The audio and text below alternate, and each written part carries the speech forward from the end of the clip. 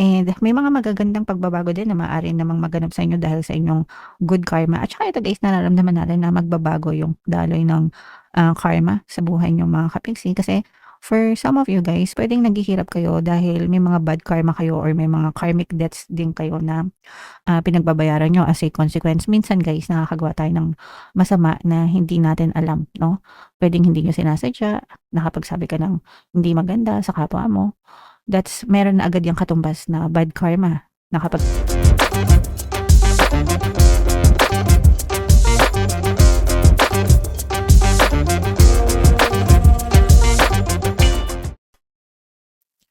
Hello guys, hello Gemini, welcome back to Pinoy Pixie Tarot. Ang pamagat ng episode natin for tonight is full moon kapalaran para ngayong April to May para sa Gemini, Sun, Moon, Rising sign and Venus. So yung ating new moon guys ngayong April ay sa April 1, tapos yung next na new moon naman natin ay sa May 1, mga kapiksi. So ang reading na to ay para sa period na yan. And ang pamagat ng ating full moon ay pink moon mga kapiksi. So ito yung ating moon message para sa inyo guys. Adjustments are required, no? So may mga adjustment na kailangan tayong gawin sa ating buhay mga kapiksi. Kailangan mag-adjust, kailangan mag-adapt sa mga nangyayari sa buhay natin. Especially sa panahon ngayon, guys, no? Alam niyo naman na merong gulo na nangyayari sa Middle East, mga kapiksi, and although we didn't sign up for it, pero apektado tayo. Apektado buong mundo, and sa ating mga Pinoy, medyo malakas yung impact niyan. So, kailangan natin mag-adjust, mga kapiksi. Kailangan natin stretch lahat ng pwede nating stretch sa buhay natin para makasurvive tayo, guys. Pero hindi lang yan sa tuwing may gera, guys, no? Anytime na naayon sa sitwasyon nyo, kailangan palagi tayong adaptable. Kailangan natin mag-adjust mga kapiksi. Okay? So, attuned to the moon guys, I am re-evaluating the situation. So, kailangan natin i-re-evaluate yung sitwasyon natin. I-analyze natin, pag-isipan natin mabuti, no? Kung ano yung nangyayari and kung bakit nangyayari yung mga bagay-bagay sa buhay natin mga kapiksi. Okay? Right? Sometimes kasi may plano tayo pero hindi lahat ng plano natin ay umaayon sa atin, 'di ba? So meron tayong mga kailangang i-adjust sa buhay natin. 'Yun yung ibig sabihin nun, mga kapiksi.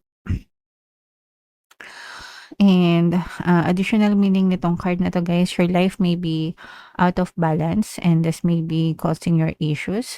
It's time to hatch a whole new plan. So kapag nagkakaroon ng out of balance guys, ibig sabihin mas nagiging lamang yung nega kaysa sa positive mga kapiksi. So kailangan lang nating again no i-analyze and magplano, gumawa ng plano or panibagong plano sa buhay natin, mga kapiksi. For some of you guys, something new and exciting is around the corner. So yun yung palagi nating i-look forward guys, no? Yung mga new, mga something new, something exciting, no? Na pwedeng mangyari sa buhay natin. Doon tayo mag-focus palagi, guys. Okay? Alright. And yeah, so yan yung inyong moon message guys. Comment down below if naka-resonate kayo dyan, mga kapiksi. So, shuffle natin to guys. Hanapin natin yung energy ng moon at saka yung energy ng Gemini. So, medyo nahihirapan ako dito sa sikat ng araw. Minsan, sakto lang. Minsan, sobrang init. Gusto ko kasi yung natural lighting mga kapiksi. Kaya dito ako sa tabi ng bintana. So, shuffle natin to guys. Habang sinashuffle ko to, panoorin nyo muna yung video natin regarding sa ating paano mag-manifest ng abundance video card. Kapiksi, sawa ka na ba sa mga struggles at hirap sa buhay mo? Masipag ka ba at masikap sa buhay ngunit hindi ka pa rin umaasenso? Ilang beses ka na bang nag-attempt magnegosyo at mag-invest pero palagi ka pa rin nalulugi? Sa pagkakataon na ito ay maaaring may subconscious beliefs ka na nagiging balakid sa iyong pag-unlad at pagyaman. Introducing, paano mag-manifest ng abundance video course. Dito ay matututunan mong ma-overcome ang mga balakid mo para tuluyan ka ng umunlad, umasenso, sumagana, maging matagumpay, successful at maswerte sa iyong kabuhayan, pera, trabaho, negosyo, salapi at kaperahan ng bonggang-bongga. Dali, mag-send na ng email sa pinoypixie@gmail.com at simulan na ang iyong pagyaman ngayon. Alright, so sa lahat ng gusto mag-avail ng course guys, meron tayong paano mag-manifest ng abundance video course, paano mawala ang third party at magkaroon ng harmonious na relationship, paano pabalikin si ex, revise breakup. Sa mga interesado guys, mag-send lang kayo ng email sa pinoypixie@gmail.com. And sa mga naghahanap ng pampaswerte guys, meron tayong money shaker jars at saka itong mga bracelet guys. So, ito yung ating WhatsApp number guys. I-chat nyo lang ako dyan mga kapixie. So, marami na rin tayong sumasakses sa money shaker jar guys, kaya wag na kayong magpahuli. Habang pwede pa tayong magpa-deliver guys, no? So, Gemini, kayo ay represent ng Queen of Wands. Dito sa spread na to guys, ang air sign ay represent ng sword suit. And ito naman yung ating moon energy mga kapixie. Ito guys, no? This is both negative and positive.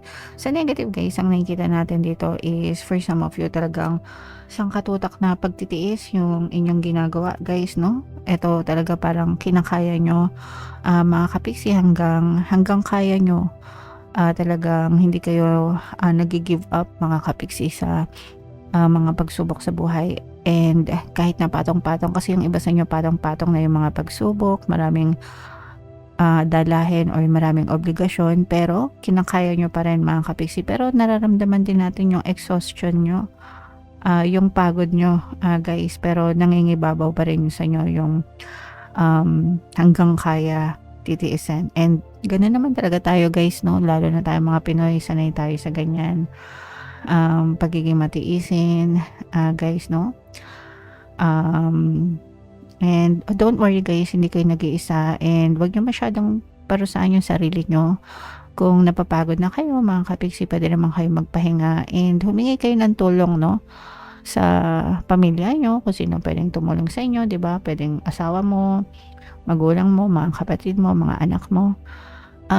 You don't have to bear it alone. Ibig sabihin, hindi kailangang ikaw lang mag-isa yung namamroblema mga kapixie, no? Kailangan mong kalabitin yung iyong pamilya, kailangan mo magsabi sa kanila kasi wala naman ibang tutulong sa iyo kundi pamilya mo rin mga kapixie.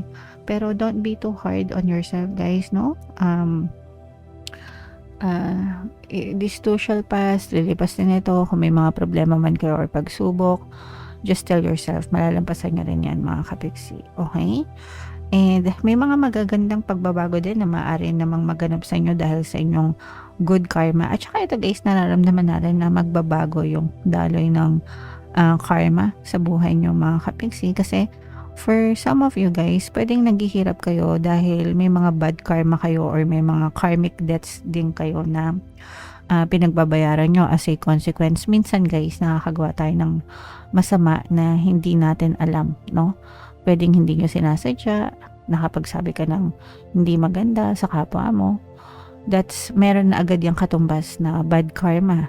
Nakapag-isip ka ng hindi maganda sa kapwa mo, meron na yan agad katumbas na bad karma mga kapixie. Hindi nyo lang alam, di lang kayo aware guys, no? And akala nyo baliwala lang, pero nagpapatong-patong yun mga kapixie. Kumbaga minus ka sa heaven, no? Ganon yung ibig sabihin. So para mabayaran nyo yung mga karmic debts na yun, mag-focus kayo sa gawang gawa, paggawa ng mabuting intention para mabayaran nyo yung mga karma nyo. And yun yung nakikita natin sa inyo guys, na unti-unting magbabago yung takbo ng karma nyo. So kung dati minamalas kayo, pwedeng magbago yung takbo nyan basta manatili kayo mabuti and panatilihin yung pagtulong, no? Pagtulong sa kapwa mga kapixie. And nakikita rin natin dito na sabi ko nga sa inyo, meron namang handang tumulong sa inyo mga kapixie, basta magsabi kayo, no? Again, sabi ko nga, you don't have to bear the consequence alone. Kung kailangan nyo magsabi kayo. Maaaring meron ding unnecessary expense, no? Ibig sabihin, meron kayong kailangan pagkagastusan ngayong season na to guys. Kaya make sure na mag-ipon hanggang kaya. Stretch natin yung budget natin mga kapixie, kasi pagka may gastusin kayo, yun, medyo masakit medyo masakit sa ulo, lalo na pagka pagdating sa kalusugan guys, no, something na hindi naman natin pwedeng takasan, 'di ba? So kailangan palagi ready yung mga budget nyo, meron kayong madudukot guys kapag ka may na-hospital or kapag ka may nagkasakit sa inyo, mga kapiksi. And what else guys, itong nakikita natin na maaaring makarecover din yung inyong pamumuhay guys, no? Bibigyan kayo ng chance ng universe para makarecover sa buhay nyo, para makatayo ulit guys, no? And parang this time parang mas payapa. I'm sensing na mas magiging mapayapa, mas magiging peaceful, at saka mas magiging flowing. Ibig sabihin ng flowing, umaapaw, no? Yung biyaya na maaring pumasok sa'yo or pagpapala or oportunidad din, mga kapigsi. And magiging hudyat yan, guys, para makarecover kayo, makabangon. So, yung burdens nyo, guys, parang unti-unti siyang mababawasan. Pag sinabing burdens, yung mga pabigat sa buhay nyo, no? Nararamdaman natin na unti-unti siyang mababawasan. And unti-unti kayo makakapagsimula na mas magaan yung inyong pamumuhay, mga kapigsi. Basta patuloy lang kayo na magsikap, magdasal, and sabayan ng pagiging positibo, mga kapigsi. Magkakaroon din kayo ng magandang connection sa ibang tao, guys, no? So again, there will be people, maaaring may mga tao na tumulong sa inyo. Basta magsabi kayo, huwag kayo mahiyang magsabi, huwag kayo mahiyang humingi ng tulong sa ibang tao, Gemini. Okay? Alright, so i-mind nyo na yan sa comment section guys, yung mga pagbangon, itong mga tulong, no, from other people guys, at saka yung pagbabago ng karma. I-mind nyo na yan sa comment section, yan yung mga positive energies na nakita natin para sa inyo. So ito naman ay sa love, mga kapiksi, no, ito yung pag-love na mensahe. Huwag idamay ang relasyon sa problemang financial. So, pag problemang relasyon na. Huwag nang idamay yung, pag problemang financial na lang. Huwag nang idamay yung relasyon. Minsan kasi nagkakagulo pa yung relasyon dahil sa problemang financial. Kumbaga magkasama, hindi naghihiwalay. Pero, pwede nyo namang gawan ng paraan na kapag financial problems, hanggang dun na lang, wag nyo nang hayaan na masira pa yung relasyon nyo. Nagets nyo ba? Sana nagets nyo. Although, syempre mahirap, di ba? Lalo na pag-usapin financial, tapos jowa mo or specific person mo yung involved. Syempre, hindi maiwasan na nadadama yung relasyon. Pero as much as you can, guys, kailangan magkaiba, magkahiwalay yung problemang pera sa problemang relasyon. Okay? Alright, so yeah, comment down below, Gemini, if feeling nyo na-resonate kayo dyan. And for more tarot readings guys, ito yung playlist nyo. Ito naman yung ating success stories ng paano mag-manifest ng abundance video course. Panoorin nyo itong video natin guys about money shaker charts. Thank you for liking, sharing, and subscribing. See you next time guys. I love you all. Have a nice day. Bye-bye.